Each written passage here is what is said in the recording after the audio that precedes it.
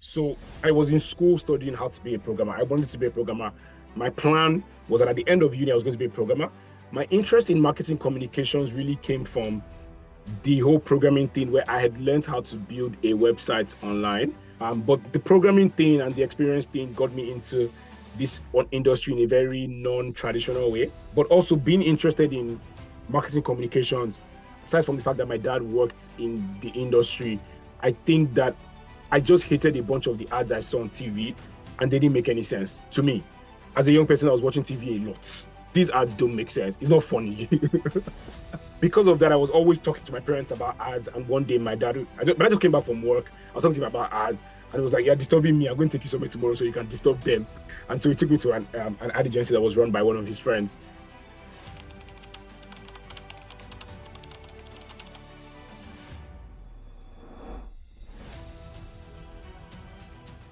Welcome to another edition of Inside Room. Today, our guest is Olabinjo Adeniran, a growth in product marketing leader with over 10 years of experience cutting across crypto, fintech, travel, media, B2C, and B2B. As you probably know, he is the author of the Growth Handbook, Scaling FinTech in Nigeria, and the creator of the popular Growth Case Studies.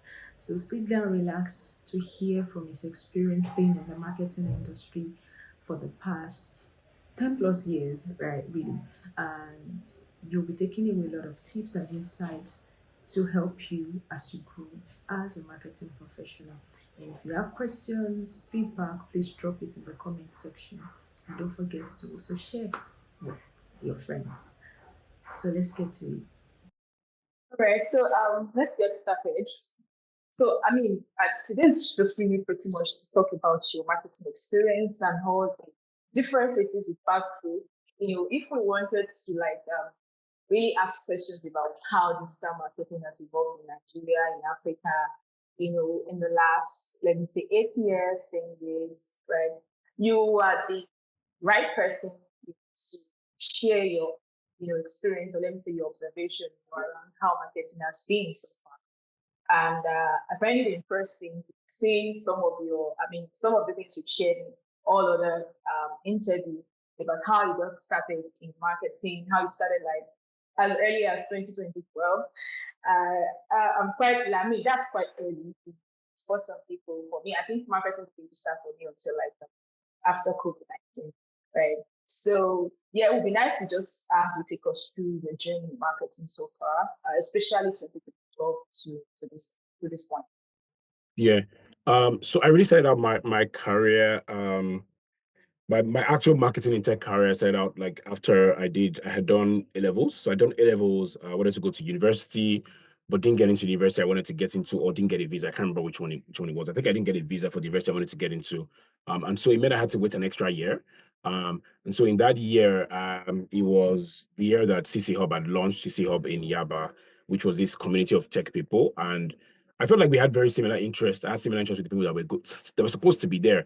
So I started going to CC Hub pretty often. And it was the one time that somebody heard about like some of the work I was already doing for a very small consumer tech blog, and they wanted me to be able to do something similar for them for social media. So that's how my career really got started.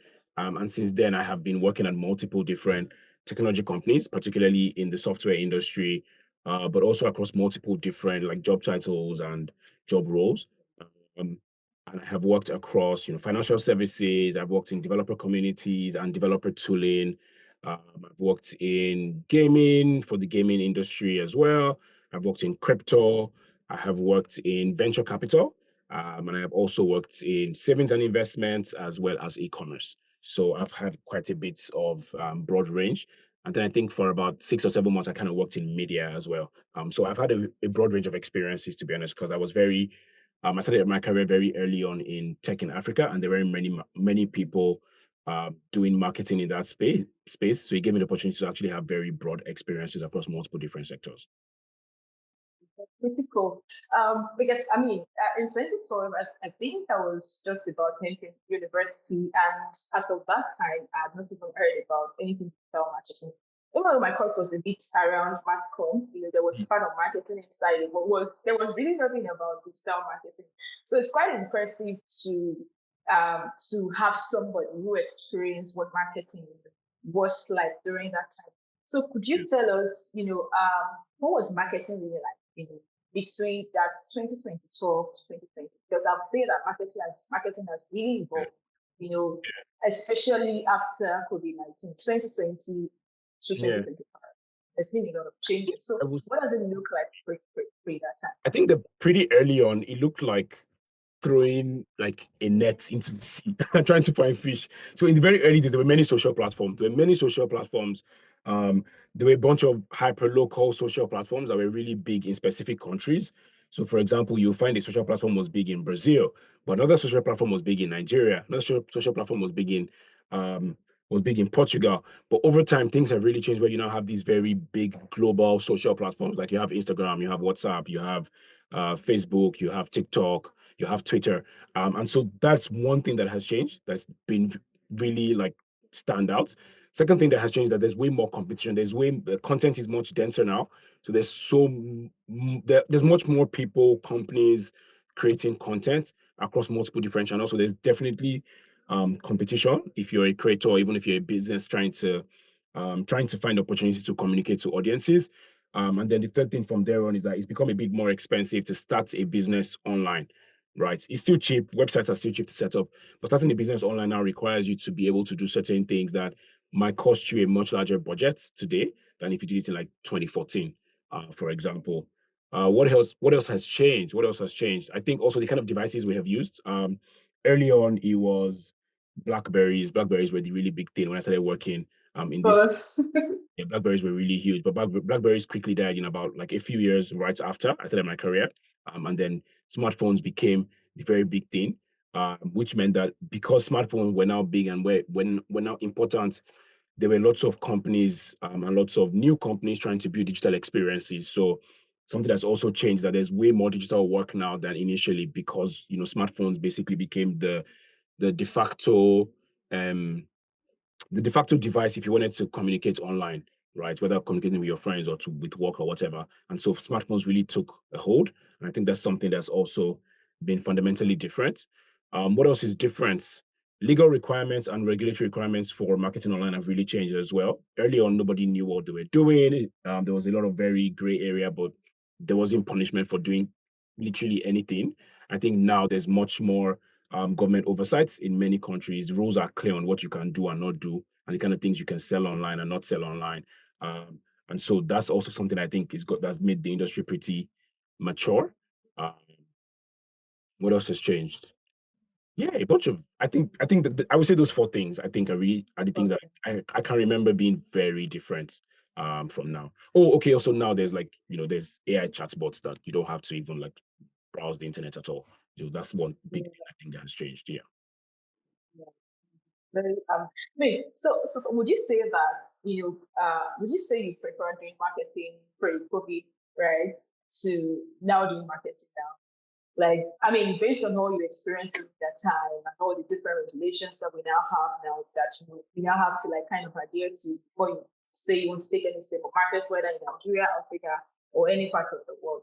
Would you say you prefer what it was like, to what we now have now in marketing? No, I actually prefer it now because then it was a wild, wild west. It seemed at the time, and I think people might be experiencing it today as well. It seemed at the time early on in my career that you had to be on all the platforms to get success because nobody really knew the platform that would succeed or the platform that would like be here 5 years from now. So we're doing a lot of marketing across multiple different social platforms and multiple different type of web platforms. Where I think now the market has kind of consolidated and there's a few platforms. Um, Regulatory wise, I'm always happy to see what's like best for the consumer. So I don't really mind that there's things that you shouldn't say online. I think that's fair. And I think that it's good to hold businesses to very high standards. So that's something that I think is absolutely important, especially if you're in like financial services, for example, where a big business will often, or a small business might mislead the customer.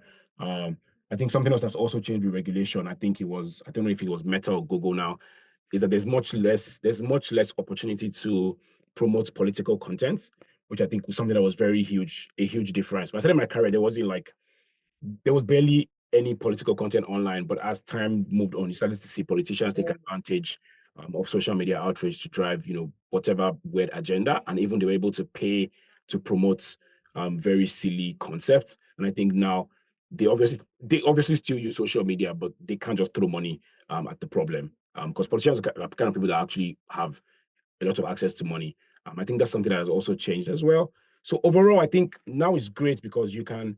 I think now is great because you can be a specialist on a particular social platform and actually have a job, and people in your company respect that. This is where your expertise lie. This is what you know how to do really well, and then this is where you're expected to drive growth. Versus early on where we were trying multiple different digital things, in the hope that we would see what stock and we will see, what will then bring value for the business. So I think I would rather I would rather start my career now than than 10 years ago where it was all over the place. Yeah. Yeah, yeah. I mean, I think it's much easier now, right? At least you're able to like figure out different things, test out. I'll say that. From what I still remember, I beat, at least around 2018, 2019. There were just a lot of things that we needed to do at the same time, just like you said. I mean, we now have to like keep experimenting. And thankfully, now we can now find what skills and then just double down. Um, Okay, so I mean, are there particular experience that stood out for you during those formative years when you were trying to find your footing in marketing? What are those things that are still very fundamental to what you now do now, right now? After many years in marketing, this is 2025. So, what are the experiences that are still very important? Yeah, Yeah. I think there's something that was very important for me early on was I used to have to write a lot. So I used to have to write like blog posts, write content, write caption. I think it was very fundamental because I mean I do enjoy writing. I still do it even outside of work.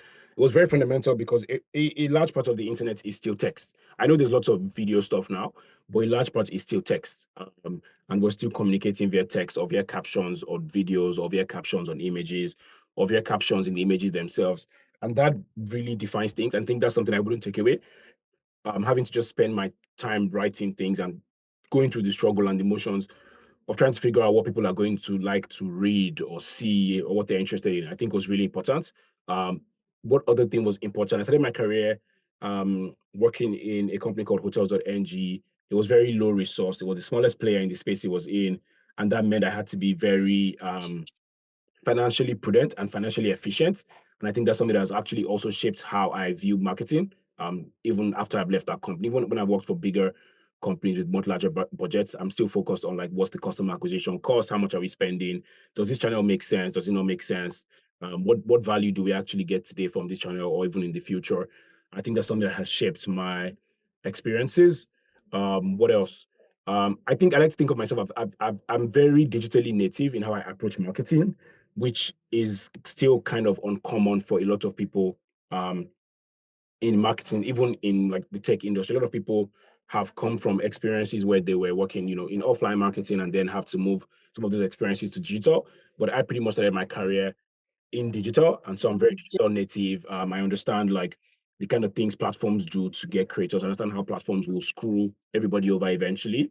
And so it means that sometimes I can be very skeptical of new platforms because yeah, obviously they want my content so they can make money. But I have to think about like the future and how sustainable each new channel is, which I think, because I have the hindsight of channels that have done certain things or have died because it was just hyped.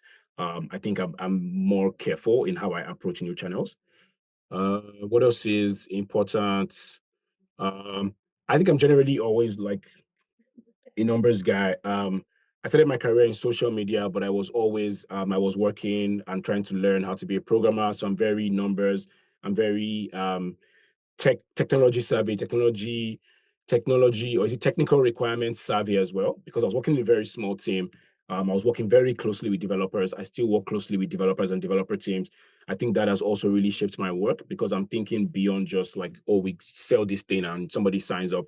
But what else is happening in the background? What are some technology advantages that we have that we can use to be able to drive revenue or acquisition or reactivation for this product. And I think those formative years were very helpful in how I approach my work today. Oh, that's absolutely brilliant. Okay, so you got, I mean, there's a point you made in between the conversation that there are platforms that could actually screw people up. And I'm a bit curious if there are platforms like that that you experience maybe in terms of trying to maybe either run a campaign on the platform or trying to do something around marketing. You just feel that, okay, and then probably you experience like let me say, a break in, in the process. So can you please shed more light on Yeah. that? Oh, this is so interesting. That's a very interesting question. I was working as I can't remember what my title was now, but I was working in marketing in a media company called OMG Voice. That was basically an online magazine for Africans. So we were in Ghana, Nigeria, Kenya.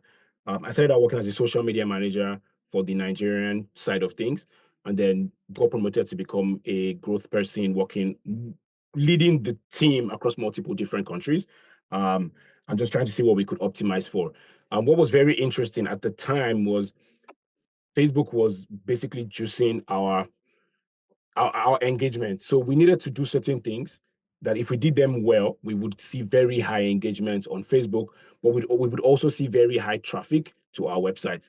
So they were very big on like listicle. I don't know if anybody here has ever read BuzzFeed, or if you read Zikoko in the very early days, or there was something called, was it Yellow Jollof or Jollof something? I don't remember the website.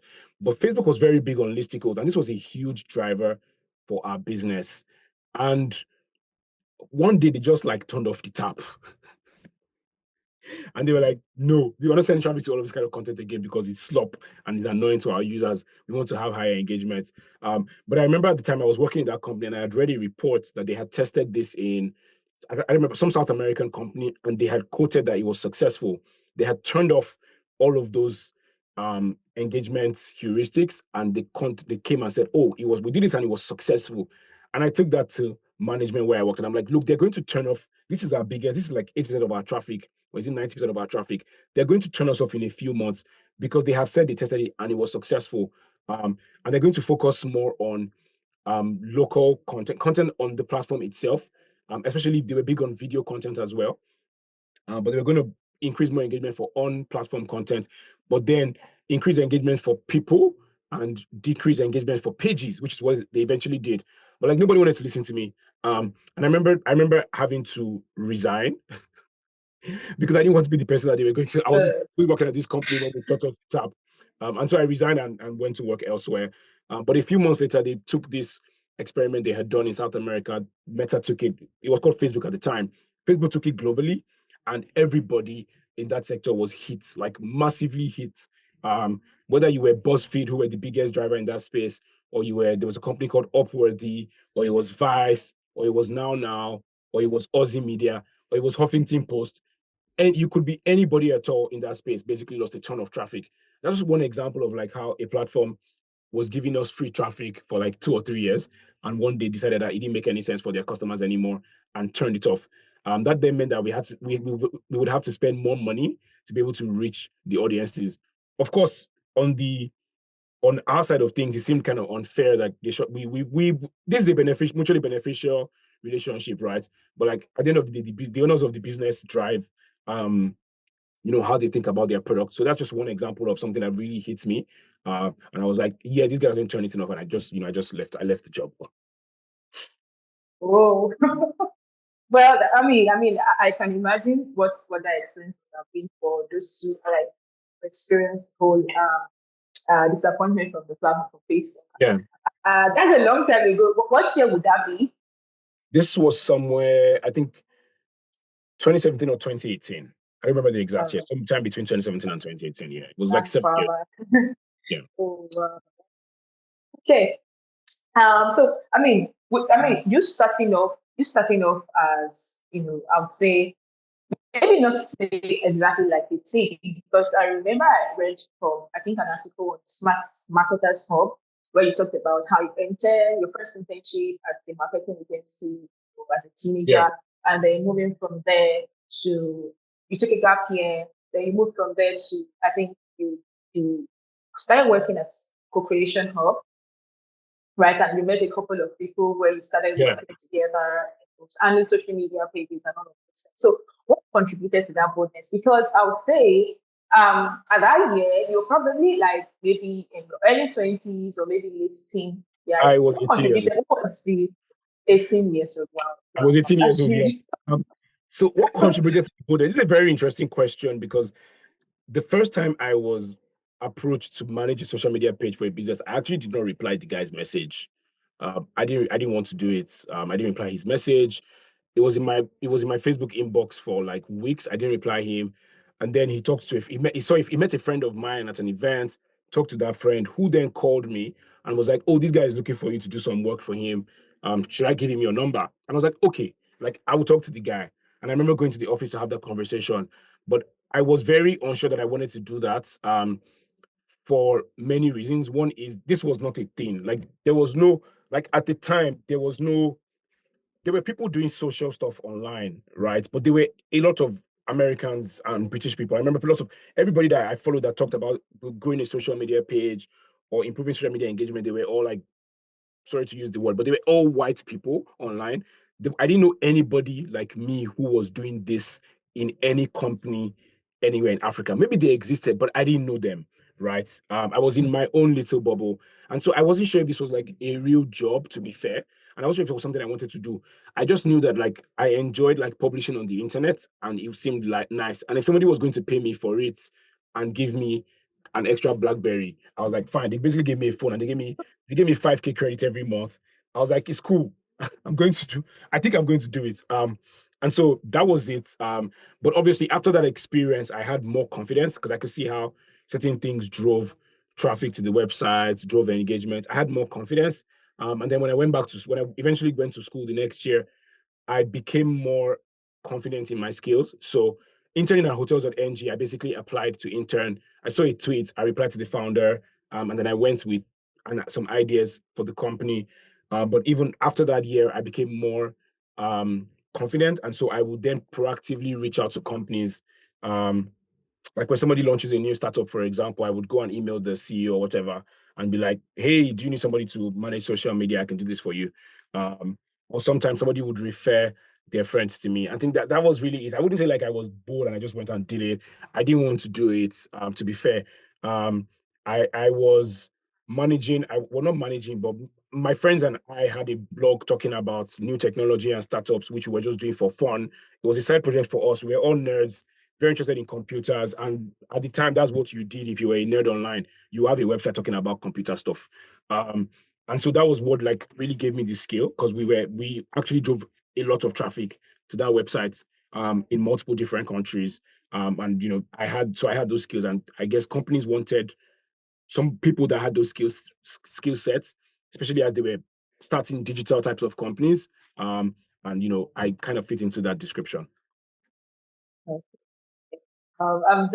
you for giving us that background. And then I am curious because I know that apart from the fact that your dad was working like I think maybe corporate communications now, like Yes. was yeah. Apart from the fact that your dad was in that line of career, right? What were there other things that actually influenced your decision? I know you said you like computer, and I would Yeah. have assumed that somebody who like computer who is a nerd would probably go for something around software programming because I knew there was. I mean, Yes. programming had a differently from what we have now, right? As Yeah. of that time. Yeah. Absolutely. So why did you choose marketing over wanting to code, wanting to be a developer? You Yeah. probably would be catching up big time now if you had I mean, if you maybe had followed not. through. I don't think developers earn higher salaries than me. But anyways, Okay. at the time, I was doing both. So I was in school studying how to be a programmer. I wanted to be a programmer. My plan was that at the end of uni, I was going to be a programmer. My interest in marketing communications really came from the whole programming thing where I had learned how to build a website online by myself. I had done it from scratch with HTML and CSS, but I had also used multiple different platforms. I had done WordPress. I think there was something called Weblog at the time. I used a bunch of different platforms. Again, this was me exploring my nerdy side. And that led me to meeting somebody in my A levels class who was also like me. and who was like, we always talking about like all these tech things. We should absolutely have a blog. And we're like, cool. And he talked to his other friend who then started the blog, who was a journalism student and thought it would be a very nice project. She was a journalism student, but she was also a nerd on the side. And so she thought it was going to be a very nice project to have this blog, especially because she could see, again, we were very young people, we were 18, 19, 20. She could see how digital was going to be a very big thing, and many companies were not yet that. So for her, it was like, oh, let me gain some experience and do a project for myself so that I can, when I'm applying for internships, she was in uni in New York at the time, right? When I'm applying for internships, I have something, I have a portfolio to show people that, oh, I have been writing online, right? Because many people were not like, oh, who has experience writing online, right? So that was her plan. For me, it was just, honestly, it was just like nerdy explorations. But the programming thing and the experience thing got me into this industry in a very non-traditional way. Um, but also being interested in marketing communications, aside from the fact that my dad worked in the industry, I think that I just hated a bunch of the ads I saw on TV, and they didn't make any sense to me. As a young person, I was watching TV a lot. Like these ads don't make sense. It's not funny.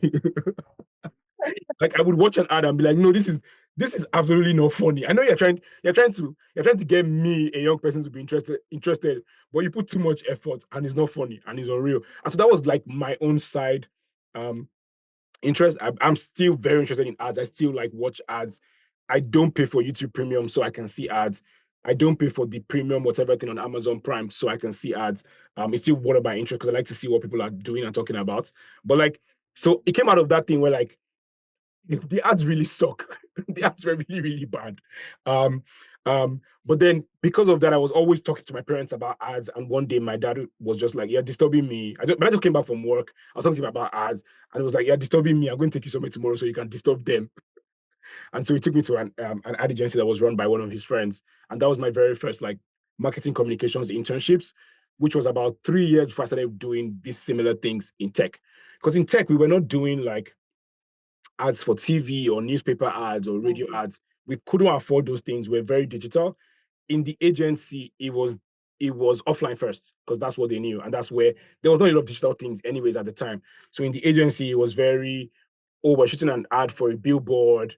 Um, we're doing creative work for a 30-second or is it 15-second slots on NTA at 9 p.m. We're doing radio ads in all the radio stations in the whole country, but we are doing them per city, per language, that kind of thing. So it was, to be honest, similar process of coming up with ideas and being creative, but it was very different in terms of the kind of things they were doing at the agency when I worked there and what I started to do when I started to work in tech.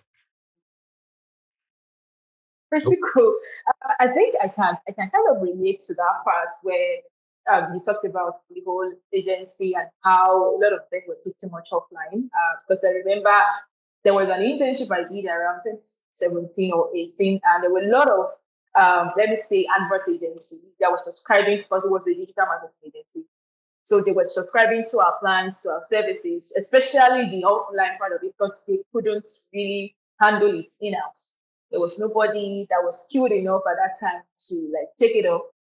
So they were outsourcing to that agency where I was working at the time. So we're having to like have interaction. And I was pretty much surprised that they didn't really have like they have not thought about maybe wanting to hire somebody in-house, to kind of handle, you know, their social media, Yeah. their clients who needed, digital marketing and all of those things. So it's very amazing to now see that in the space of let's say space of like 5 years, things have really changed, and everybody's now trying to get online, do something with their lives on the internet and themselves and all these social media. Yeah. I think It's pretty much it's like a time and experience thing where the agencies at the time didn't really have that experience. I remember even one time I did a contract job for a digital agency, and the work there was that I basically helped them fix their SEO, and it was awkward because they were a digital agency.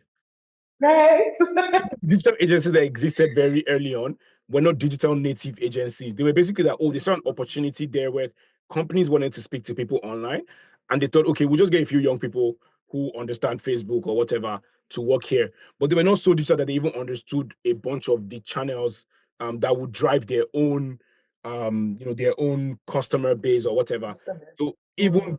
as this was maybe 2016 or 2015, if I remember. Even then, the agencies that existed, even then, the digital agencies that is, did not have like full service or full understanding of what digital landscape is.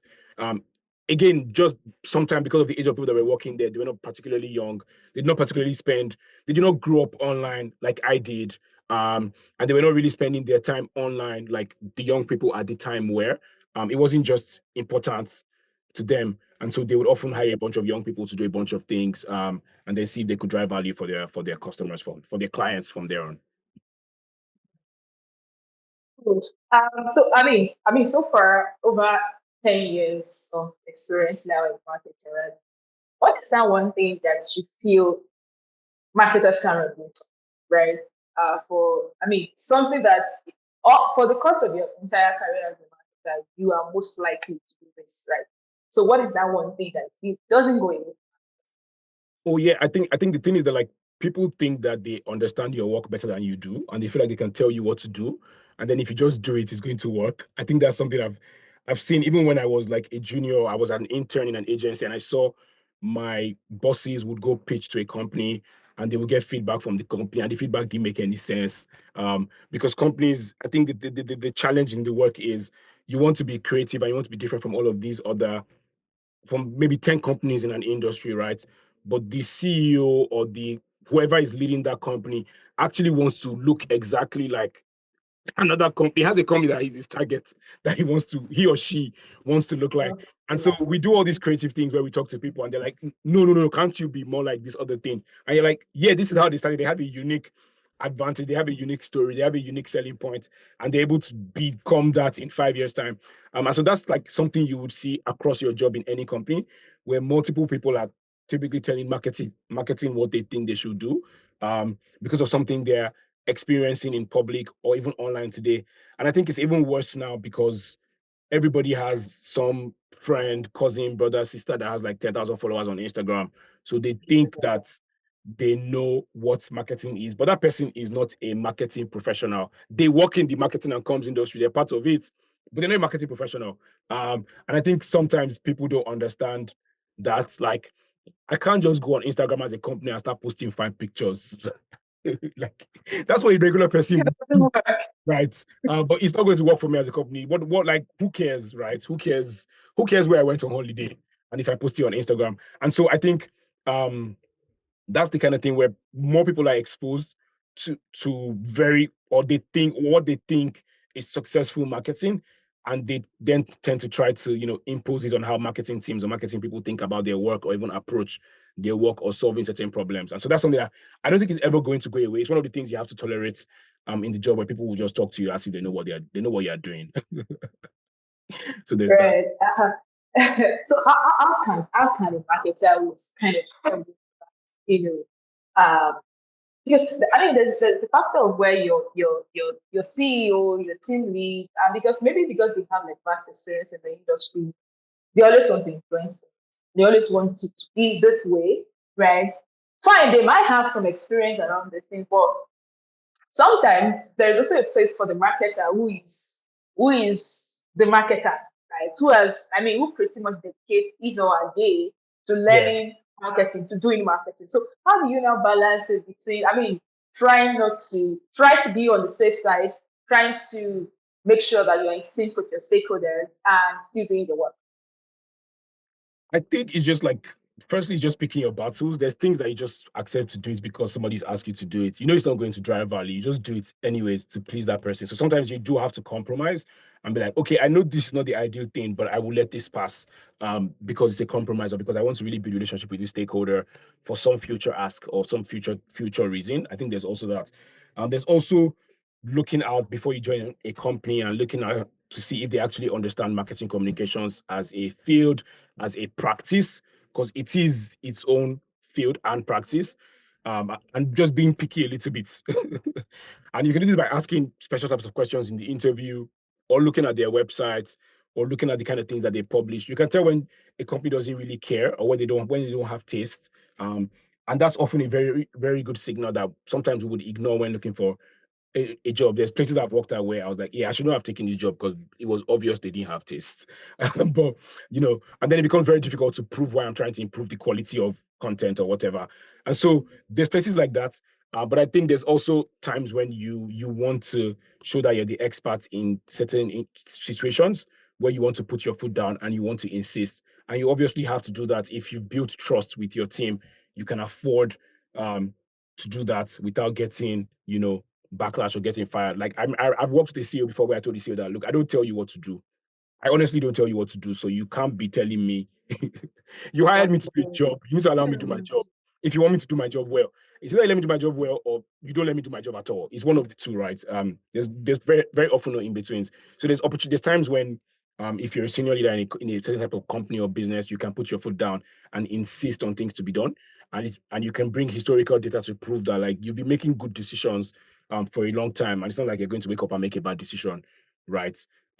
So there's that. There's also talking about experimentation. Sometimes you want to convince stakeholders to try a new thing for whatever reason. Um, Worked at a company recently that didn't you, I would not say the name of the company, but the company didn't used to collect emails from users. And so there was a very big gap between who was using the app and what we knew about them and who they were and how we communicated with them. oh, We didn't have much broad reach to reach all those people after they signed up. And I remember myself and my manager having to get on multiple calls with people in the security teams who thought we shouldn't collect emails and being able to say, look, this is a very normal, this is a very normal thing. where Yeah, what kind of service were they doing? Like you they guys, don't I'm collect not going to say it emails. because then anybody can go and check my LinkedIn and figure it out. Oh, okay, okay, But okay, okay, okay. this is a That's very, this is a fine. very, this is a very normal thing in the world. It's cool that it did early on, but we're able to show how much revenue we're missing from not having that type of a feature and how important it was for us to drive value for customers, but even for the business. And it was really difficult. Some of those conversations where they were heated, not on my side, but like other people seemed very upset that we would bring up such an idea. It was like, oh my God, you're about to commit crime type of thing. Um, but eventually, I think we just bided time.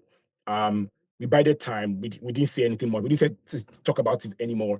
But after I left the company, they acquired another company that helped them do that helped them do that same thing we were trying to do. And I was like, okay, so this thing finally, it finally got passed. It finally got passed. But sometimes there's times you have to, I remember we had to write essays. I'm talking essays, thousands of words, essays. How are we going to make sure it's secure? How are we going to secure our CRM? How are we going to make sure that the users are aware of security practices? How are we going to force everybody to implement 2FA? Like all of the things that security teams would push back on, we had to be able to mitigate that. And those are like just one example, but that's something that is very, very difficult. Um, because you're not just saying, oh, let's add this new email collection feature. You're actually attempting to change the culture of a company that's existed for like, I don't know, 10 years now. And you're just coming. And it's like, who are you? Who are these guys? And so that's one example that like I found particularly challenging. But I saw that eventually, um, common sense prevailed. Common sense prevailed eventually. And they were Absolutely. able to ship that feature after I had left. Awesome. Okay, so in that case, I mean, if you were to write a say a quote, if you had a billboard outside somewhere strategic in Lagos or the UK and just put something that marketers are supposed to, supposed to read it and keep saying that kind of thing. So, is there a word like that, or sentence, or quote, or something that you'd like to put at the I don't know. I feel like I wrote down "don't do it," which is negative and it's not inspiring. But I think something I would say if I had to do one, I would say your CEO is not a marketing leader. I think that's something that people forget that they're not marketing leaders, and because obviously everybody's interacting with digital stuff, many people feel like they're marketing leaders. I think that's something I would put. Maybe it's for marketing people. I don't know who it will speak to, but I would say like your CEO is not a marketing leader. Your VP of product is not a marketing leader. Your VP of I don't know ops or payments is not a marketing leader. Unfortunately for all of them, they're not There are marketing no they're not marketers. marketing professionals. And I think I will speak to them. I won't speak to marketing people. I would actually speak to them to remind them, because like I don't go and talk to payment ops. So I don't give people payment ops advice. So why are people talking to me and giving me I will remind those people that they're not marketing professionals. No matter how many followers they think they have on LinkedIn, they're not marketing professionals. Like, I'm sorry, this is not your job. So yeah, Sometimes I just really wonder. I just really wonder why do people find it easy to talk about marketing, like talk about how to do marketing? Is it it's because we're very all easy. on social media and or It's very easy. It's because it's easy. I could go to Twitter now and see a brand tweet, and I can just say I don't like it. I don't even have to say why. It's easy. But it's very different for me to actually go sign up for a product, maybe an app, sign up, use it for 7 days or 10 days, and then do a review. It's pretty easy to dunk on a marketing campaign because you see it, you don't feel it.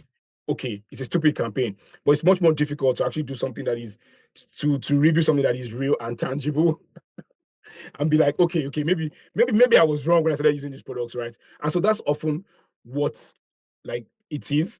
And then I think again, like I mentioned, because everybody's online, everybody's exposed to marketing all the time. Everybody has their own unique opinions of how they think things should be done or how it should not be done.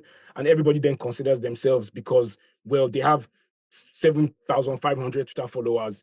They consider themselves as somebody that they think can actually do marketing. Meanwhile, it's just banger boy and banger girl tweets. Like it's not marketing. there's no there's no real relationship That's between a company and a person here. It's just thank you for your service.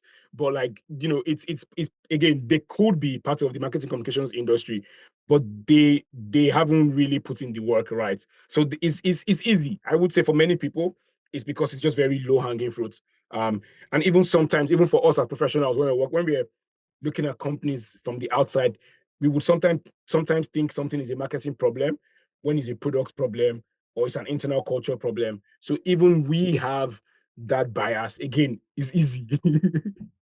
It's very easy to dunk on somebody else's marketing campaign. That's what I was doing as a teenager.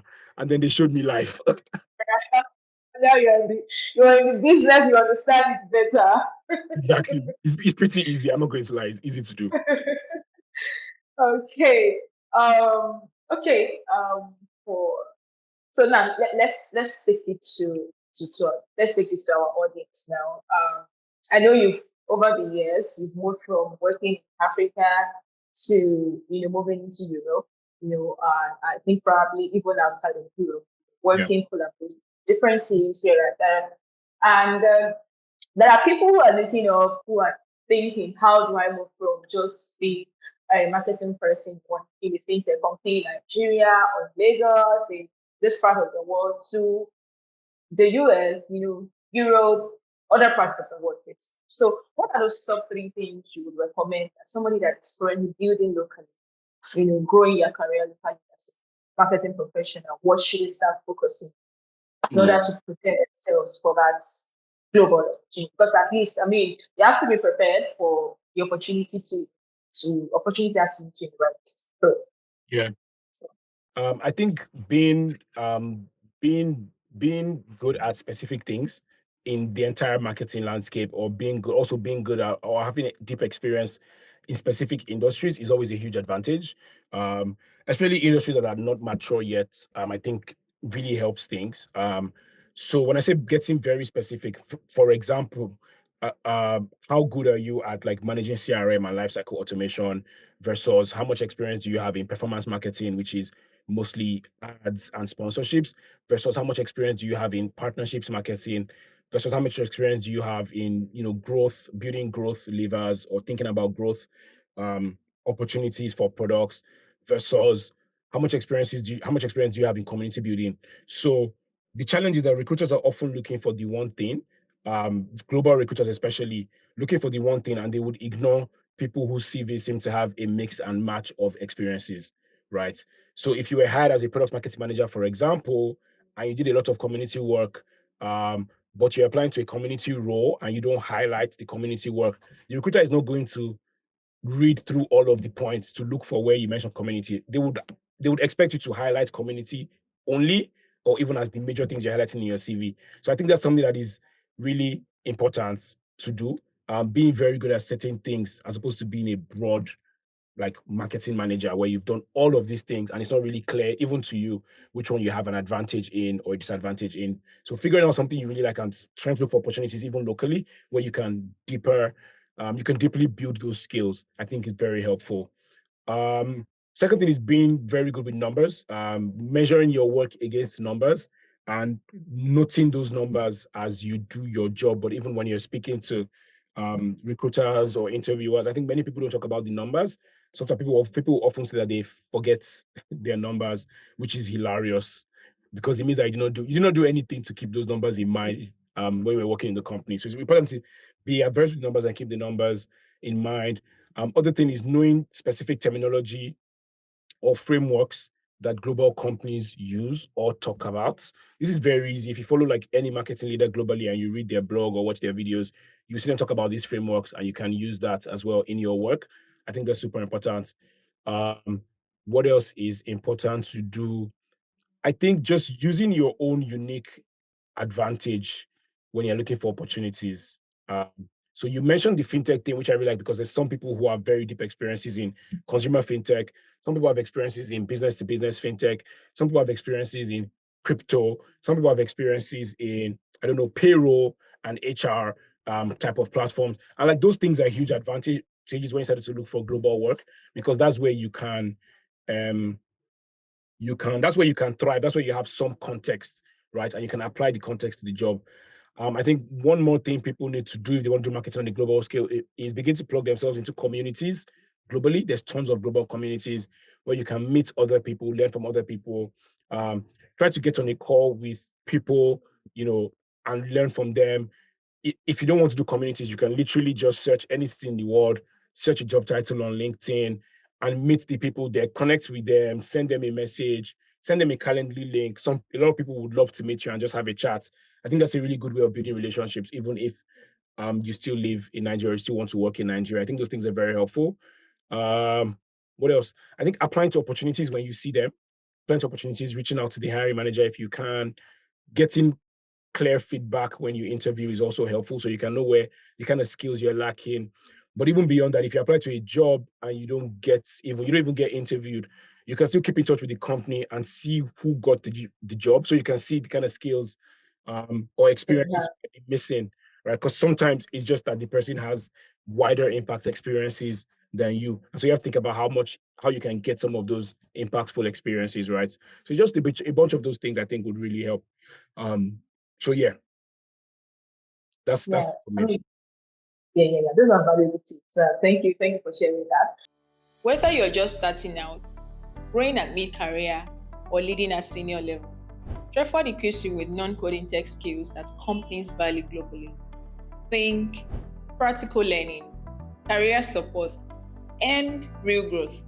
This is Treford. Visit now www.treford.africa to start learning.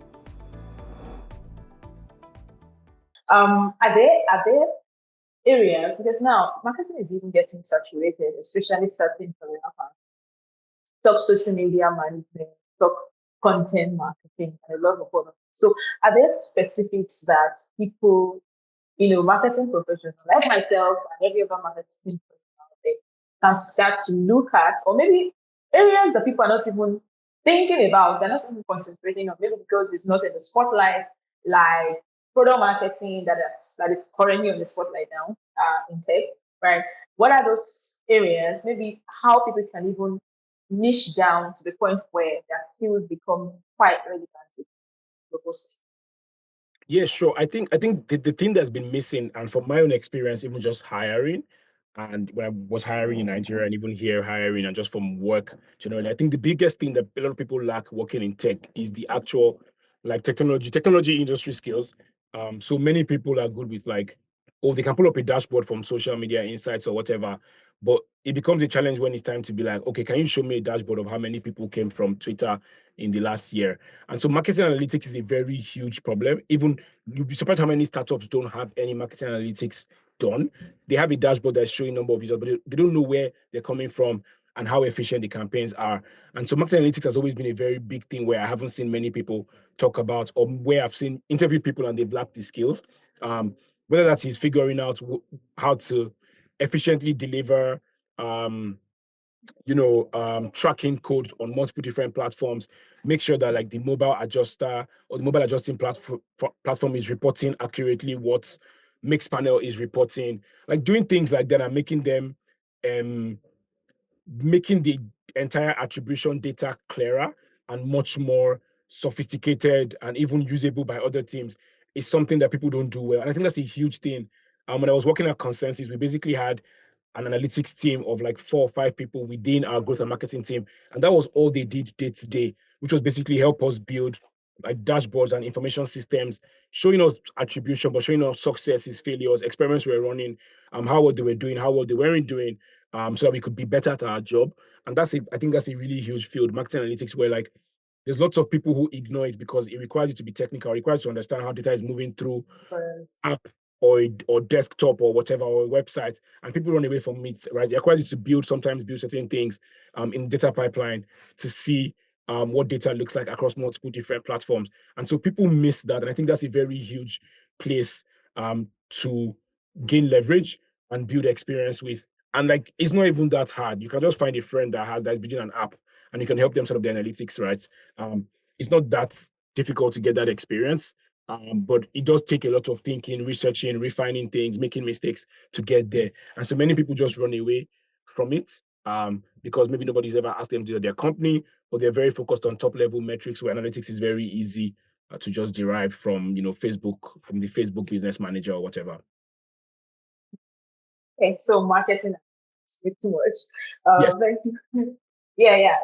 And I think also maybe there is not a lot of spotlight here, but just as you said, I think this is just an opportunity to even educate people to start because it. Well, I think from my observation, uh, maybe just the requirement that people find on the job. Oh, this job requires that I need this thing. I have to.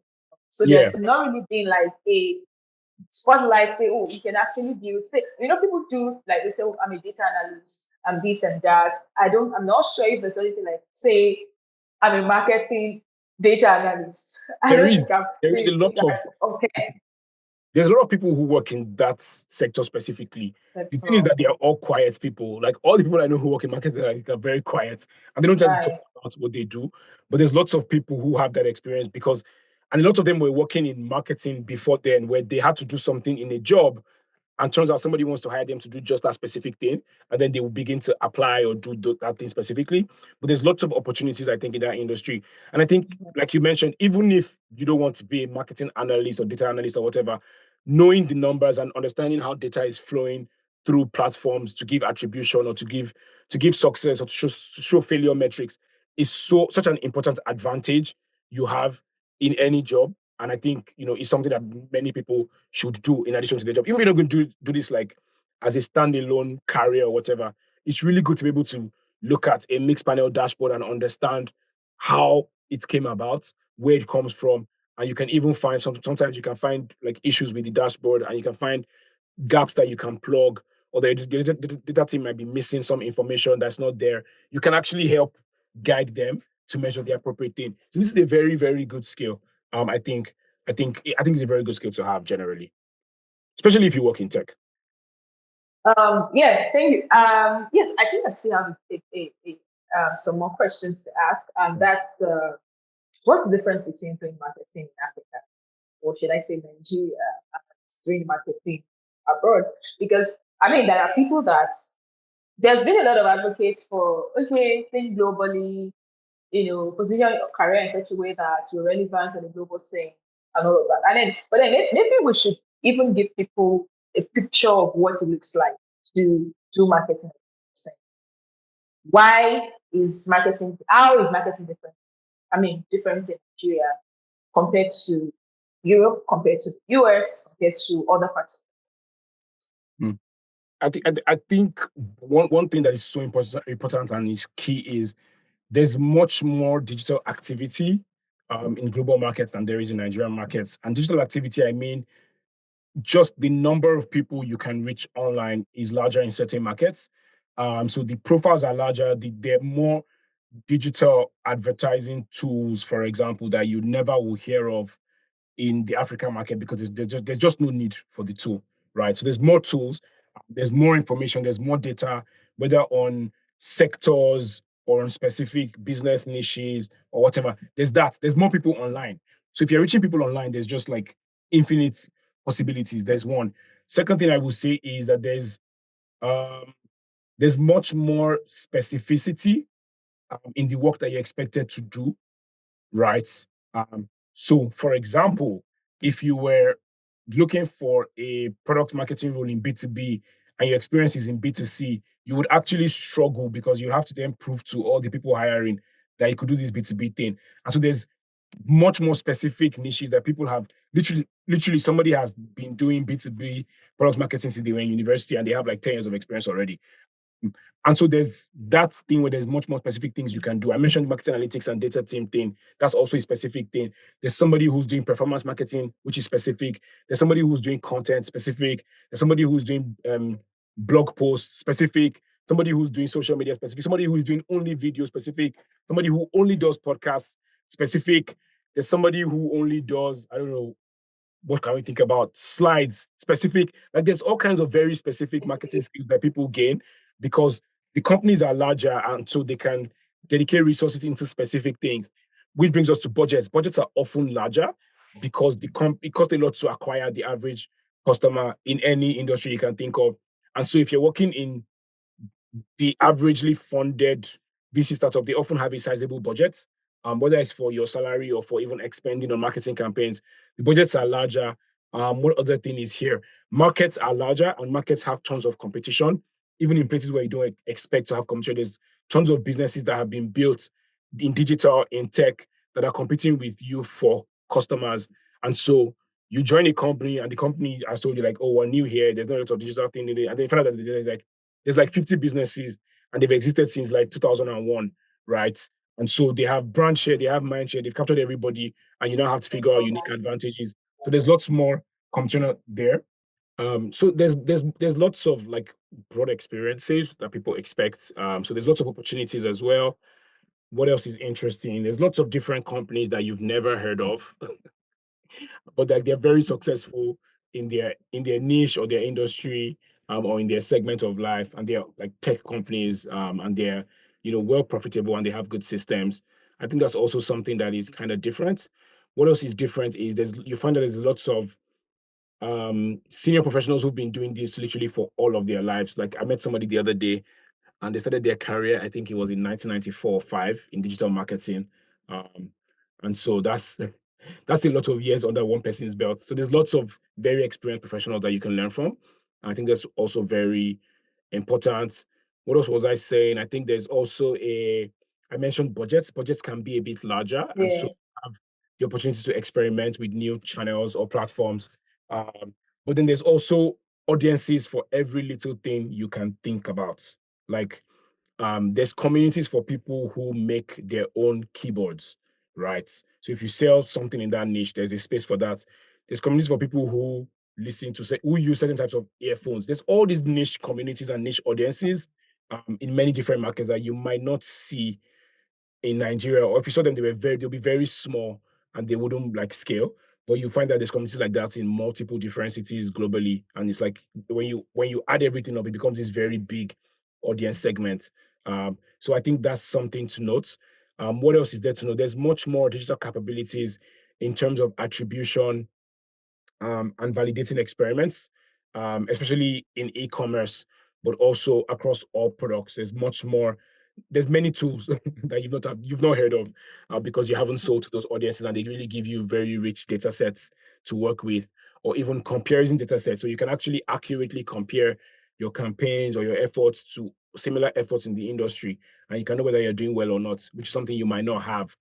For Nigerian startups, for example, nobody knows. Like, I don't think there's any benchmark for what the average customer acquisition cost is for financial services, right? In Lagos, for example, you have to ask your friends, but this is something that you would find in a lot of publicly available reports or publicly available or even privately available platforms to just ensure that they're guiding you to doing the right thing. So yeah, there's more of everything. To be honest, I think that's the summary. There's more of everything. I think there's a huge gap, like a very wide gap, and that would mean that even if someone wants to start position globally, these are factors that one is to like kind of understand. When you get there, it's no longer new. At least you're already kind of familiar that this is how things are, in this Yes. part of the world compared to where I am coming from. Yeah. Okay. So in the whole, in the whole of your experience over the last, 10 plus, that's a decade of experience now. Are there, how do I say that now? Are there moments that probably regrets, or let me say, were there failed campaign moments? Were there times where marketing was just not marketing? It was just not, what you wanted it to be for you, Yeah. at the time. Yeah. Absolutely. Absolutely. I think early on in my career, because I was working in startups, I was working in a lot of very experimental businesses that hadn't like validated the need for their business, even though we thought people should do those kind of things online. So very early on, I worked at a grocery delivery, order and delivery platform. I don't remember the name now, but this was maybe 2014. I worked there. But like nobody was ordering groceries online. There were very few customers. There was maybe 1 or 2 customers per month in the startup. And so it was a field marketing campaign because we couldn't grow that number beyond 2 to 5 people per month. Compared to today, where there is a lot of grocery delivery platforms in cities like Lagos or Ibadan, Port Harcourt or Abuja, where people would often go to order food or order like groceries. I think very early it was a very difficult sell because there were not just enough people online who, one, had used products enough to trust that they could use other products to order food online, but two, even had the digital infrastructure to collect payments, to make it easy, to plan deliveries, to do all of the things you would need to do in grocery delivery. That's just one example. I think there's so many others where I've experimented with platforms and they just didn't hit, or they didn't give me results that I expected or that I thought they would give me. I mean, I think Nigeria is still on the way, even till now. Trusting online orders and deliveries is still, I think we're getting there to the point Yeah, where people trust absolutely that you can order and you don't get that what I ordered versus yeah, there's what I definitely got. there's definitely a massive change in digital commerce culture in Nigeria from when I started my career to now. There's definitely massive. I think if I started a grocery delivery thing today, I know that people would actually at least try to order, even if it was a small Right. size, compared to then when nobody was ordering at all. It was a very why should I use this app when I can go to the markets? But I think now there's culture, and what's really changed is the demographic of people that have actually grown up online. So they know that they can at least make a complaint if they don't get their, I don't know, potatoes or apples or whatever they ordered on an app. Yeah. Um, Compared to in the past where nobody knew what this thing was about. Like I remember one time consulting for um I was consulting for a dating websites. It was a dating website thing, and we had this Facebook login button thing. Because when people to sign up quickly, you just click the button, you sign into the product. You don't have to enter your email address or verify your password. And I remember the biggest shocker was that people would click the sign into email thing and they would try and use their Facebook email and password to log in. And so people didn't realize that was a button to click. And this is like huge Mm. difference from how people behave online today. People would actually, so we had to change the text to click to log in with Facebook. But we were seeing lots of people coming to the website for the very first time and they were actually going straight to reset password. And that made absolutely no sense, right? Until we looked at the user flow and looked at our user screens, I was like, okay, this was happening here. But even then, I remember trying to sell things. I remember also working in hotels.ng, which was basically travel e-commerce, and people would be commenting on our page, even on Instagram, which is like, oh, where is your office? It was a very common thing with Mhm. startups in Nigeria, anyways. Yeah, yes, yes, Everybody would be yes. like, where is your office? And I don't think people have that concept anymore. People now know that they can do all of these things online. So that context is huge. So I had honestly, lots of field marketing campaigns early on because there wasn't like a digital consciousness or an online consciousness in the consumers' minds. Yeah. Okay. Just sorry, excuse me. Um, in your entire career, right? I know that people talk about a lot of funny things they experience, maybe whether at interviews maybe whether it's negotiating their salaries and a couple of funny things and funny moments like that. Have you had any ridiculous moments? Have you been made a very ridiculous offer before, about one thing or the other or so? Think a bit, but I've been made ridiculous offers many times, but things I don't remember. I don't remember them. But I know that last No. year, a Nigerian company reached out to me to hire me for some work, and they were going to pay. They were not only were they going to pay in naira, it was a very ridiculous. I'm not going to say the amount because they might watch the video, but it was a very ridiculous amount, and I was like, okay. Initially, I thought it was a contract opportunity, but I learned it was full time. And I was like, how am I supposed to pay rent? Like, I live in the most expensive city, one of the most expensive cities for rent in the world. And yeah, they're offering me this amount that my colleagues in Nigeria are not even earning. Like, how am I supposed to survive? And I found that ridiculous because they had known where I live. They had spoken to me like somebody that lived there. And I found that a very weird thing. It would have been for them to not have even reached out to me at all. Um, Yeah, I I think can't. so. Were there any other offers while I was back home? I can't think of any, but I remember interviewing at a startup sometime in, I think it was early 2019. I was interviewing at a startup, and I wanted to know what the marketing resources would look like because it was operating in consumer finance. And I basically, I tried to ask the founder if they've raised any money and if like how much they've raised. I was being hired at a very senior role, so other interviews I was doing, people were telling me how much they had in the bank, and this founder would just not budge. And I was like, no. And I was like, well, then there's no need to continue this conversation because I really needed to know because it would help me drive my plans. It would also help me know if this is a company I wanted to work at for the longest time, or if we're going to hit milestones to then go and raise money. But it wasn't really forthcoming. I found that pretty ridiculous at the time.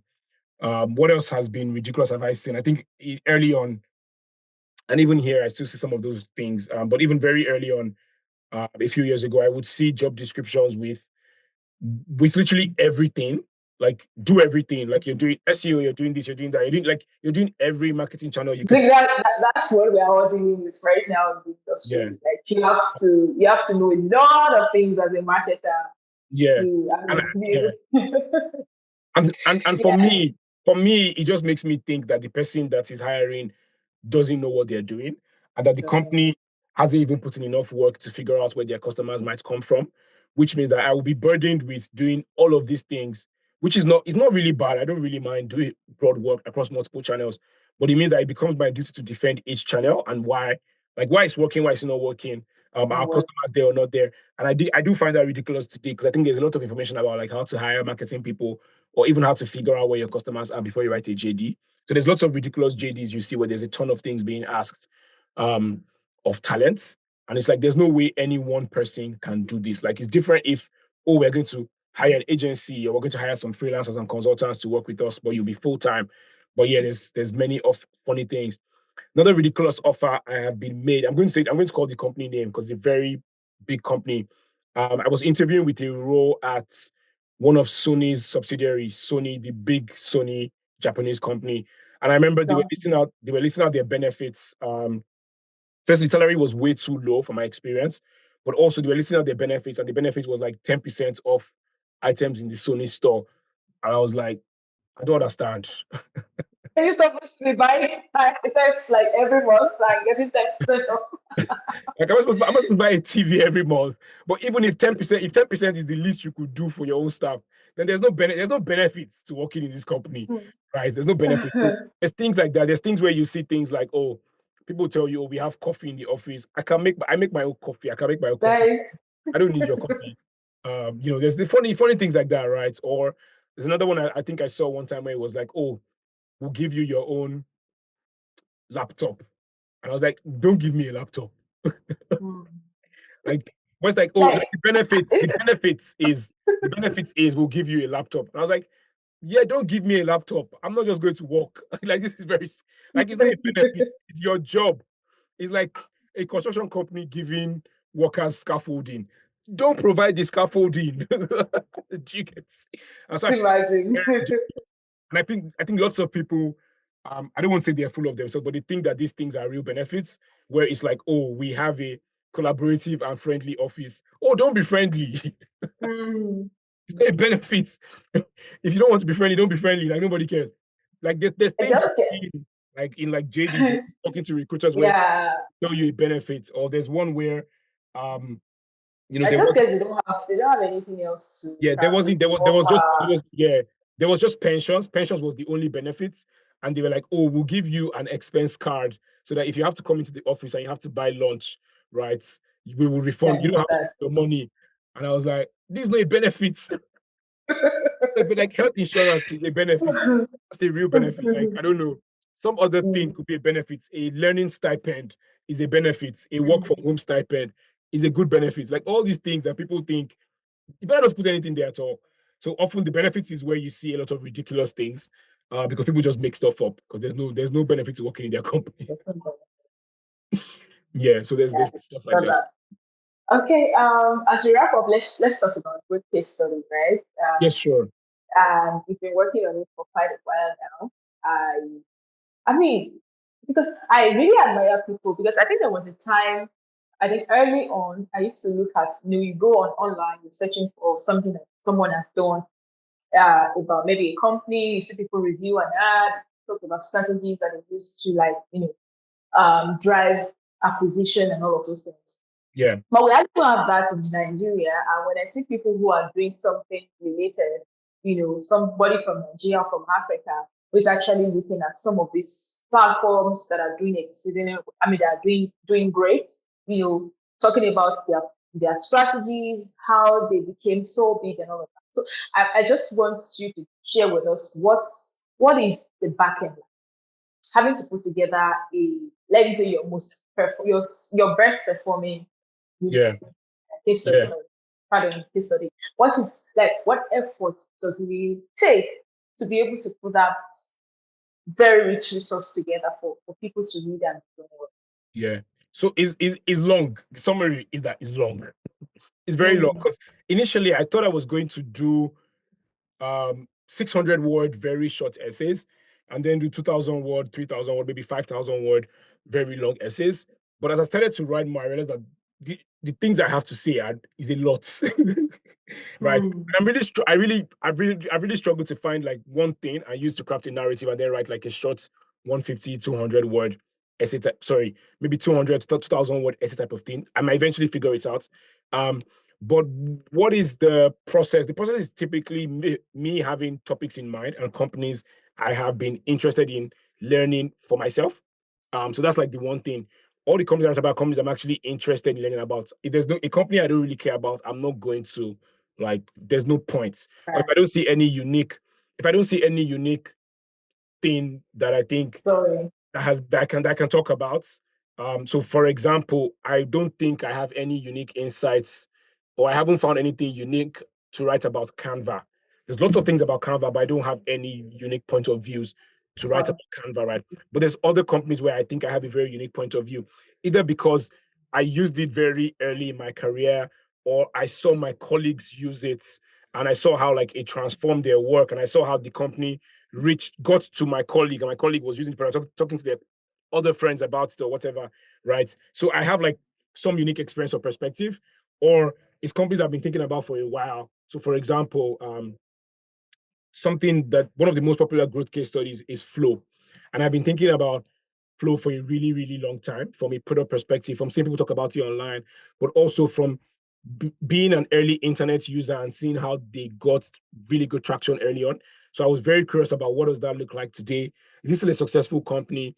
If I wrote about it, would it still be valid 2 years from now at least? Because like they're still pretty much doing well. Will it make sense to write about? Um, but also, what is different about this company that I think is an interesting point of view? And I think that I found out that the CEOs were men, which I don't think I'd ever seen anywhere else at the time, which is very unique because this is a women health product. And there's not many women Yeah. products that are founded by men that are successful in any industry. So I found it very Yeah. unique as a place to start with. But I also found that they had previously worked and built multiple different like health digital health products that then led to Flow. I'm like, okay, this is a unique story to tell, right? So there's that. But there's also things I've thought about often in my own work where I've worked in companies where we have used Teams, I've worked in companies where we have used Slack. I've worked with companies where we have used Teams and Slack. And so the question for me was, why are we using Teams or Slack? And I discovered that, like, I mean, I knew this was going to happen anyways, but I discovered that Teams was the most favored product in this space. But what is unique? What's so fantastic about Teams that makes it have these hundreds of millions of users, and Slack is like in the 30s or 40s or 50s of millions of users? Like, what's so different about how they've approached growth that makes it interesting, right? From a case study perspective. I'm sorry, I want to pull up the website now because I want to see what else I have written about, because I remember off the top of my head. So I have like very unique and interesting opinions. Um, I have been using Notion very much since its very early days. So I've been interested in watching how Notion is going to grow, because I know it has a very high valuation. I know that it's useful, but I don't think people like it enough as people claim that they do. It has very big fans. So it's one of those products that has people either love it or they hate it. Like, there's no in between, right? Because of the kind of unique things. But I also know that they have a very unique way of thinking about how work documents should look like and how they should be in digital practice. So that's something unique about Notion. That is, if I compare it to what other tool is like Notion now, maybe Kuda, for Okay. example, or some other Okay. note-taking tool, right? Where is Notion is clearly vastly different. Do you get what I'm saying? So there's something to actually say about Notion that's very vastly different. And then I saw lots of people talking online about like Duolingo and Duolingo's successes, but nobody was saying why. Like, yeah, we know the company is crazy, we know it's funny, we know they understand social, Yeah. but like, what is the point for a language app to do all of these things? Like, there has to be a point beyond just, oh, they did a campaign and it got 100 million views in 12 days. I saw nobody was talking about it. And sometimes I really see a unique product feature that a company has built or that has, and I think is underrated, because I'm not seeing people talk about it in like the very big industry analytics blog. I'm not seeing anybody talk about it in, like, when the company does its earnings call, nobody's asking questions about how the product is going to make money. And I think it's ripe. So, for example, I wrote about WhatsApp channels and how Meta is going to turn that into a money-making machine. From, again, my experience in using social products since I was a teenager, right? But also my experience in using WhatsApp and seeing how they have slowly delivered that feature to become a mainstay, and how they are even building very good relationships with some of the biggest brands in the world to deliver on that channel. And so thinking about like, how would they make money from this thing? For me, that was an experiment. It was not an experiment. Um, I shared it with the VP at WhatsApp, and she was like, "Oh, you're spot on, but don't tell anybody I said so." So, um, so like, it's things like that where I'm deeply thinking about products I use or products I think I'm curious about. Why is there no social platform for businesses and professionals like LinkedIn? Like, that's a very interesting question. I haven't seen any article about it. So it is very thought provoking. It's things I'm thinking about in my free time. And so my process starts from, one, you find that a bunch of the titles are asking questions. So I'm asking questions, right? I'm always asking questions anyways, but I'm asking questions about all of these companies or products. And so I note them down. And then I begin to draw information from varied sources. So it can be public reporting. If the company is public, their financial reports, I read them. If the company is private, I start to look at like, I start to think about certain experiences or heuristics from my own work experience. So Notion, for example, it's a $10 billion company. I don't think its revenues are anywhere near $1 billion. I think it's overvalued. I didn't say it in the article, but I think that part of the reason they're trying to build all of these new features to be this massive workplace is so they can drive usage and drive revenue that matches their valuation. And so I begin to look into like multiple different things. I see who else is writing what online. I do some very deep research. I see if I can find like revenue. How do they make money? How are they making money? For Duolingo, I used one of their recent campaigns to drive the story. So I'm also following the company online and seeing what they're doing and what they're talking about and who's saying what. So for Slack versus Microsoft Teams, for example, Bill Gates thought Slack was too expensive. This other guy thought, well, Slack is worth way more money than even Microsoft was going to pay for. I think he paid 20 billion for it. But the reason he bought Slack is not because he loves Slack, it's because he hates Microsoft.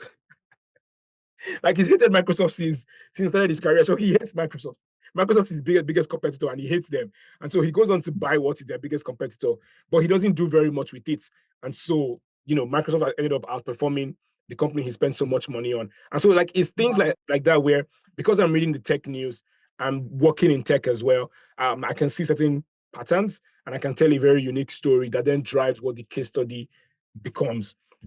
So now, this first time I'm saying it publicly, I'm working on something for Figma, and it's really interesting because it's a company that's recently IPO'd, but it has its own very unique view of digital design and digital design collaboration, which is why it had a very big edge over everybody else, right? But it also was very big on community. I think it was in 2018 or 2017 where the founder came all the way to Lagos to meet with design people. And like, there's not many companies that do that. There's not many companies that actually go Yeah. to the streets, even startups, to talk to the customers around the world, right? And so I'm going to write about how like that culture is very important and how the CEO even goes beyond that. Even his IPO, he apparently was going to office to office to office to office of the people who were going to buy the shares to make sure they align in values, right? And so that's like something that's That's completely very different unique. and Mhm. unique, and like no other CEO is doing or talking about doing. And so for me, those are like the very important things I think I want to write about. I'll talk about like obviously design and how Figma really changed collaborative design for user experience designers first, and then other types of design, and how Figma is now going after non-designers. I've read like its IPO filings, I've read its reports. It's going after non-designers. This is very unique. It's going to go after Canva. It's inevitable. It's going after Photoshop. It's going after Illustrator tools. It's going after everybody that's in the non-user experience design or non-digital design field, right? And that is very interesting to talk about, right? Yeah, absolutely. Right. Absolutely. Yeah. Yeah. If I said how Figma approaches community, like it's nice, but it's not interesting enough to me to just say, oh, the CEO used to travel around the world. Like that's cool. That's cool, but what does that mean? Do you get what I'm saying? So that's how the case studies come about. So they take a lot of the amount of hours. I actually have no idea. I've never quantified it. It takes a lot of hours. I could be at my computer for 6 to 12 hours just reading stuff, listening to podcasts, listening to different people in the company, what they're saying publicly, reading reports. Like I had to read Figma's entire S1 filing to figure out how he was thinking about itself and what he wants to do in the future. Um, I would say anywhere between 12 and 120 hours takes me to write a case study. I would then do a draft. I would edit. If it's really big, I would share with my friends who I know have their own very unique opinions and will thoroughly bash my article and edit. Then I would edit again, and then I would publish, and then I'll distribute it for like a 4 to 6 week period, which is distribution means maybe doing a video, posting it on LinkedIn, sharing with people in communities, whatever that looks like. And then I'll write the next one. And so sometimes it takes me much longer than I want to spend writing because I spend like all this time researching and thinking and thinking and thinking and thinking and thinking. Other times I get sidetracked because something has fundamentally changed, right? So when I was writing Why is Duolingo So Crazy, I had written something else for the conclusion, and then Duolingo went and resurrected Duo, and I had to be like, okay, what does this now mean? I had to write up a completely different conclusion and completely different future than I thought in my head. So there's times like that when things change. And so it takes me pretty time. Other times I've had to like, if I move houses, I can't write because my mind is in a different space. I can only write in the library, unfortunately for me. I move houses or I move jobs or I have certain responsibilities. Maybe I have to teach a class, and so I need to prepare for the class, and so that would impact my writing. But yeah, overall, it's just a lot of hours of thinking and researching, and then putting all the things together, removing what doesn't make sense or fit into the core of the story, and then publishing and distributing. That's a lot of work. And Yes. I I mean, I'm not even reading the case study, but just listening to you share what goes on in the behind the scene and all the process you have to go through, the thought process, let me say. Yeah. I'm very, very impressed, like very, very, very, I look forward to reading more, right?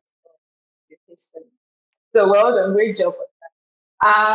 As we wrap up, right? Who are the people you admire in the industry? Because I believe that every person, no matter how far you go, how high you get, you always have somebody that is like a height that you would like to attain, that you like to reach. So are there people like that in the marketing industry that you absolutely admire? I think my hot take is like Jesus is the most famous marketing professional, which is my hot take. because the story is unique, the story is different, the story is radical, and the Yeah, story has, I don't know, 2020 something years or 2000 years. That's one thing. But you know. marketing leaders I admire, I have to think a bit. I like a lot of the people I admire actually write stuff, but there's people who don't really write. There's a marketing lady in San Francisco called Camille Ricketts. I don't know if anyone knows her. Worked in one of the most influential companies and venture firms in terms of content. Works, I can get the name from you after. I mean, yeah, yes, just send so the that we name. can. No Yeah. worries. I admire Camille Ricketts because Camille Ricketts really showed me as an early professional what it was like to create content for an industry um, that did not know what to do about the space they were working in. I don't remember the exact company she worked at when I started reading her. I think it was First Round. It was First Round, but I was very inspired by what First Round had built. And I remember even trying to duplicate it with some of my work at Future Africa as well, following First Round, or companies like Andreessen Horowitz, and trying to build certain thought leadership in certain sectors like that. So Camille Ricketts definitely one. Um, who else? Who else do I listen to or read? I read Emily Kramer. I read Emily Kramer a lot, and I'm a very huge fan of the Substack is called Marketing One. Really like Marketing One because it's very process and framework and systemic driven, and I think that's a really good way to think about marketing. Many people lean towards let us be creative and let's do something very edgy, but like there's only so much you can shift to the edge before you fall off a cliff. So I really like that they're very process driven. Um, what else? I used to really be a huge fan of Andrew Chen. I used to read lots of Andrew Chen's writing early on. Andrew Chen, Noah Kagan. Um, there's another guy, Brian Balfour. There's another guy who invented the tests for product market fit. I don't remember his name now, but I like reading people like that because in my career I didn't see many people to read from. I was working in startups. There was nobody writing about what it was like to market technology software or products in my part of the world. Most people were doing it globally, and so I could read from them. Um, what other leaders do I read from? I'm struggling to come up with names, but I feel like I know a lot of leaders. I mean, if those are the ones you remember, that's absolutely That's the fine. problem. I think you've mentioned like four Yeah. now. The problem is I read a bunch of stuff, so sometimes I struggle to Okay. remember where I've gotten certain things from. There's a guy on YouTube who used to be a PMM, I think, at Google and Amazon. I don't remember his name now, but if you search YouTube, you'll find him. Let me actually just search my YouTube. 1 second. Yeah, his name is Henry Wang. I like his videos because he brings in multiple different people who are also product marketers in different industries and different companies, and they give real life examples and real life case studies. Um, I'm trying to think about who else do I admire. I think that's about it on the global scale. There's a lady who does content, I think, for Nvidia, and I see her work and it's really great, but I don't remember her name now. So there's lots of different people from all around the world. I think I'm very curious to see what other people are doing in their work, but also how they talk about it.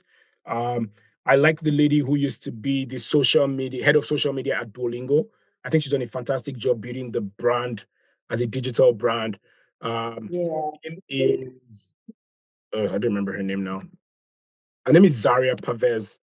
Yes, she's now head of social at DoorDash. Really like her stuff, but really like her work itself because I have interacted with it and I've seen it, and I literally wrote about her work. Um, what other people do I think about and admire now? I'll come back to you. I'll come back to you if I can remember any names. I'll come back. That's right. That's absolutely. Yeah. So let's go a bit lighter. The, what do you like apart from Sorry, what do I? what do you do apart from marketing? What do you like to What do I do do? apart? I like to read, which is why like I have a lot of people I read from. I like to read. I enjoy reading. I enjoy learning new things. Um, What else do I do? In the morning, I take care of my plants. I feel like I do too much, which is why they die all So the time. I should just let them be, but I won't. So I like to do that. I like to spend time in nature as well. So near my house, I have like four very large parks. I like to walk in nature. What else do I do? So I spend a bunch of my time on YouTube, obviously, as well, watching videos. I like watching series. I watch TV series. I watch movies. Um, I have a slight obsession with Indian epics. So I watch Indian epics. I watch Nigerian epics too. So nobody said I've not said anything Nigerian. I watch Nigerian. I watch Nigerian epics as well when they come out, when they're really good, and when they're believable. I think. What else? Spend more of my time watching films, reading books. I don't read books as much as I would love to because I'm always reading like online stuff.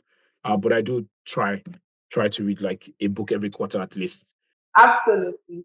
Thank you for joining us on the title today. It's been a very, very good time discussing, having conversation around marketing, and even, I mean, listening to you share your perspective, all the experience, all the different evolution of marketing, seeing it from when it all started, from 2012 when we started pretty much in marketing till 2025 and how it has changed. I've learned a lot, and I also believe that our audience has a lot to learn too. So thank you very much. I don't know if you have any piece of advice, anything you just want to say, for us to wrap up the conversation. Anything I want to say, like piece of I think my general piece of advice for marketing people is it helps to be able to spend time to think about like things before you do them, to spend time thinking about campaigns, to think about the impact, think about like what the backlash or negatives might be like. I think there's many people who don't spend time thinking about things. They spend a lot of time in planning and doing, but not in thinking. And I think having a very unique perspective of the kind of companies you work for or the kind of projects you take on can be very helpful, especially when you become mid-level in your career.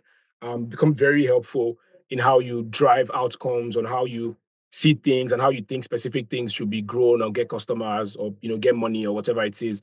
I think it's always very helpful to think. So there's lots of opportunities that have come my way that I've turned down because I don't think they were sustainable, and it's not in my place to solve that problem from a marketing perspective. I think there's that. Um, Second other piece of advice is for non-marketing people who might end up watching this. I don't know, maybe put it at the beginning so you can catch them. Um, is that marketing is a job where we're trying to build relationships between companies and customers, and sometimes it takes a while to build a relationship before you then get trust. I think because digital is huge today, people expect that when they launch a new product or a new service, they really want to see this what is called the hockey stick growth, right? Or hockey stick growth. So they want to have consumer trust at the same time. People are buying things, people are sharing with their friends. But it does actually take a while. There's very few opportunities where you see true hockey stick growth where, oh, somebody launches a product and people just take it up immediately and it begins to go globally viral or even locally viral. In most cases, and this is for leaders to think about, the product itself is not fantastic enough to actually drive that kind of growth. And marketing doesn't solve that problem. What marketing does is it builds a relationship so that people can come in, and then eventually you see that hockey stick growth when there's trust, right? And so most people want to be more lenient on their marketing teams, and they also want to be able to think long term for marketing teams and their results and their KPIs and their performance measurements. It would really help things. It means you grow a lot of trust with your team, but then your team can also build something that is sustainable and long term with your leadership, right? So that's two pieces of advice for everybody out there. Thank you. That's absolutely fire. Thank you for that piece of Thank advice. you. Yeah, so we've come to the end of the conversation. Thank you for joining us. I'm sure that the audience will be. Thank you. Thank you so much. Thank you for having me.